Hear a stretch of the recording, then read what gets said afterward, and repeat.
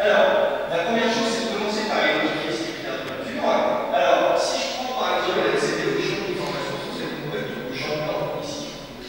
Alors, on va observer, lorsque la déformation augmente, une localisation de la déformation au centre ici, avec des valeurs qui atteignent 7,0607. Et à partir de ça, à partir de cette valeur, cette valeur de localisation de la déformation, on va s'en servir pour identifier les critères de mesure.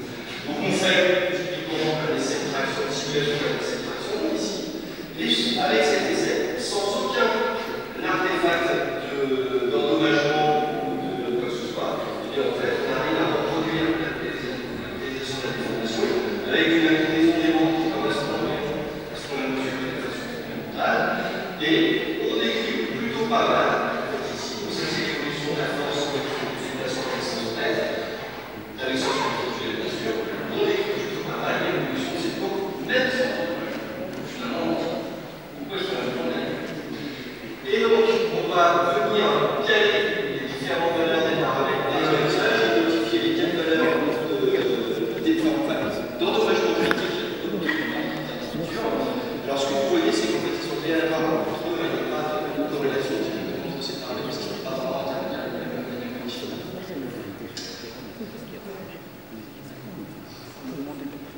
Alors, ça c'était sur la partie identification, et maintenant sur la partie validation. Alors, ce que l'on a fait, c'est qu'on a développé un dispositif particulier de pliage sur petit rayon qui est présenté sur ce dispositif-là, qui s'adapte à une logique de traction, sur laquelle vous voyez en fait ici, sur la partie pliage, vous allez avoir qui permet d'avoir des rayons qui sont très petits. Et à partir de là, on vient faire des essais de pliage interrompus sur lesquels on fait un pliage jusqu'à une certaine valeur et on décharge. Et en parallèle, on mesure aussi la valeur de la déformation locale sur les échantillons. Ça veut dire qu'on va faire un bouchetier déposé sur nos échantillons initialement.